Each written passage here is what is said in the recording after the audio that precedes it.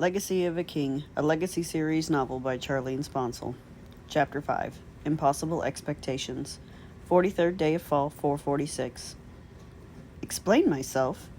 My guard stood beside Kamek's door as if we weren't there, and despite his statue-like state, I wished the elderman had chosen somewhere more private. You have no other reason to summon me. I gave you a prominent position to comfort the king, yet I see no evidence of your attempts. If you cannot be of service to him, I have no use for you. But I stopped myself. I wouldn't cower at his ridiculous accusations. How could I be his companion when I need permission to see him? My throat closed, and it came out quieter than I'd intended. It is your responsibility to secure an audience before you leave his presence. I will not listen to your excuses. He turned on his heel and walked away without giving me a chance to respond. Ugh! I grunted, needing to expel my anger once he was out of sight. He can't be serious. What had he expected me to accomplish already? I shut my eyes and thought of home. Caracats, mushrooms, sewing, cook, father. I opened one eye. My guard hadn't moved. If I hadn't known better, I would have assumed he had been unaware of the altercation. One side of his mouth lifted as if he were fighting a smile. You should get back to class, miss. I took a cleansing breath before returning to my seat in Kamek's room, where they were debating social studies. The only races I knew about were Vinlanders and the Paintwood tribes. Vinlanders were passionate people, like West Foresters, lovers of art. But more important was family, numbering in the thousands. The Paintwood tribes were affectionate and compassionate, with strict policies of nonviolence and neutrality, but the instructor called them supremacists.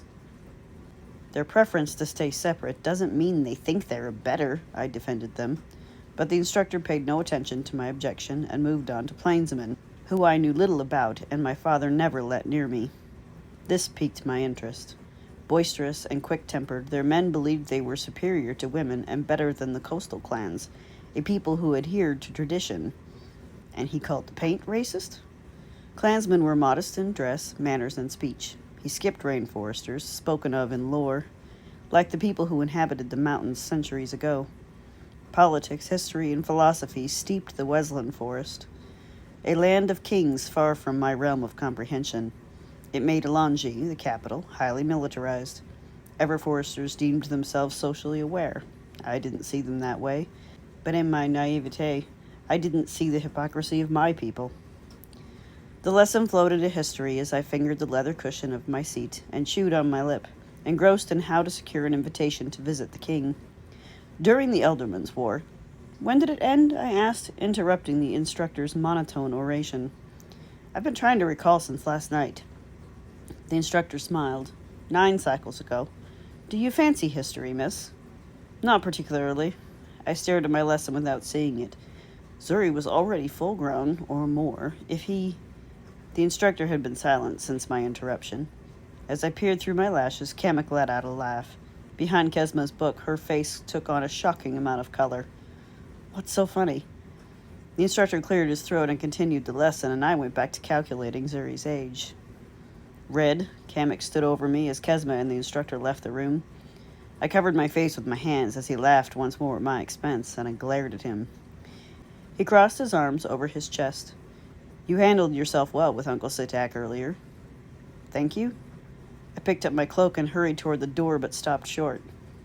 You hurt us? I swallowed the lump that had formed in my throat, wanting to die. My feet were immovable, and Kamek's stupid grin didn't help. Not you, he said with a smirk, but Uncle Sitak. I wanted to run away, but I couldn't even blink. Kamek pulled my fists against his chest. He was a head taller than I, so he lifted my chin.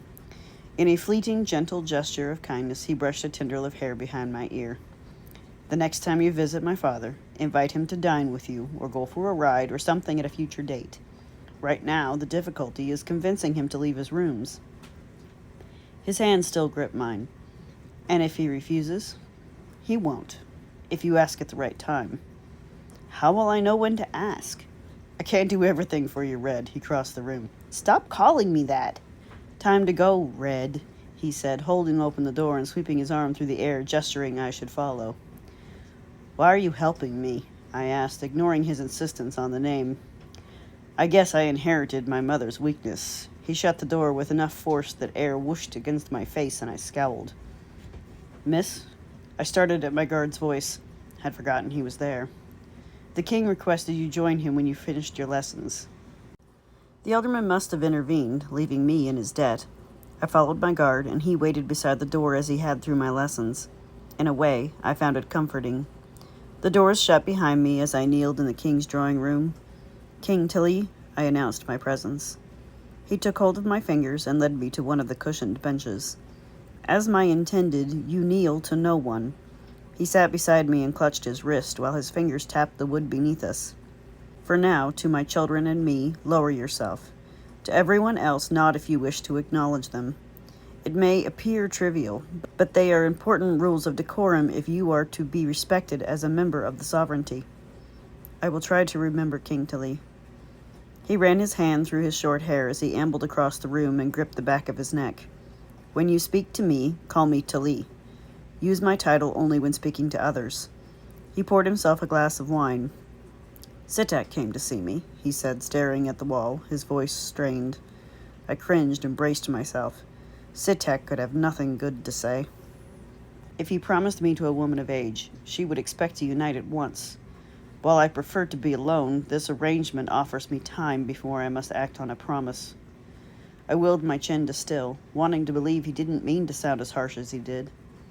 "I can't fathom the idea of being your mate, or queen, but I want to help if you'll let me." "Fair enough. Now, you refused to eat last night." "You heard?" I hung my head and played with the strings of my tunic. "I am the king. I hear everything."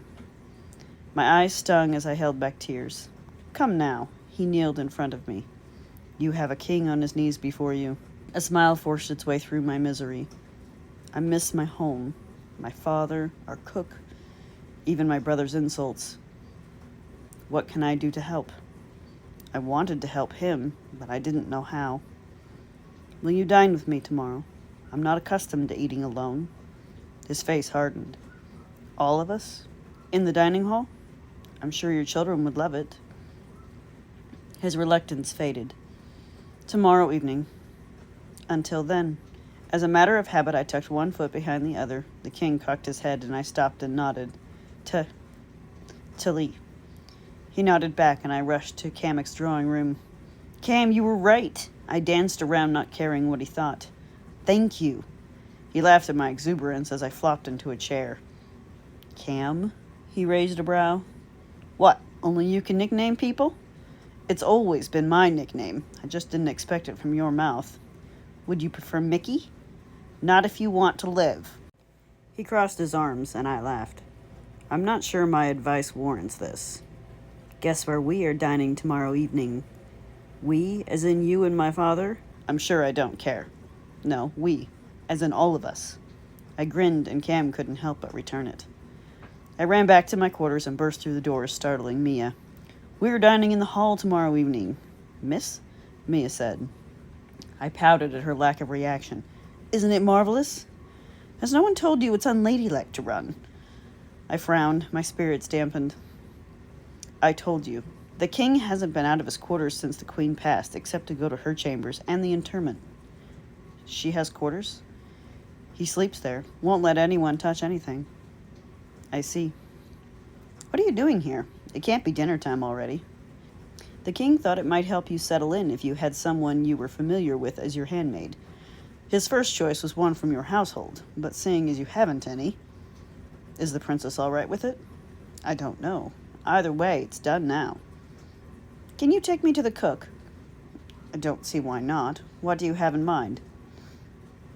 I dragged Mia to the kitchen and erupted through the doors, despite her warning eyes, but skidded to a stop as the cook shouted, "What do you think you are doing, Mia?" She hid behind me as the cook advanced on us, waving a large wooden spoon. She was elderly and short, heavy-set for a Vinlander. Of course. The queen wanted her food, precisely why I needed to speak with her. "This is the king's intended," Mia said in a hushed tone, cupping her hand to her mouth so I wouldn't see her lips, a ridiculous gesture as I stood inches from her. "Good evening, miss. I already know about tomorrow." She scowled and wiped her flour-covered palms on her apron. I suppose you want to make requests for extravagant dishes and place settings. You are new, I'm not. This isn't my first party, and I don't need you poking your nose about if you don't mind. The fragrance of baked bread and smoke filled the room, reminding me of home. If she was like cook, she was like the bread, soft on the inside. If I may, the cook groaned. Out with it. I want the king's favorite meal, I said quickly and cringed, preparing myself for the cook's reaction. You sure about that?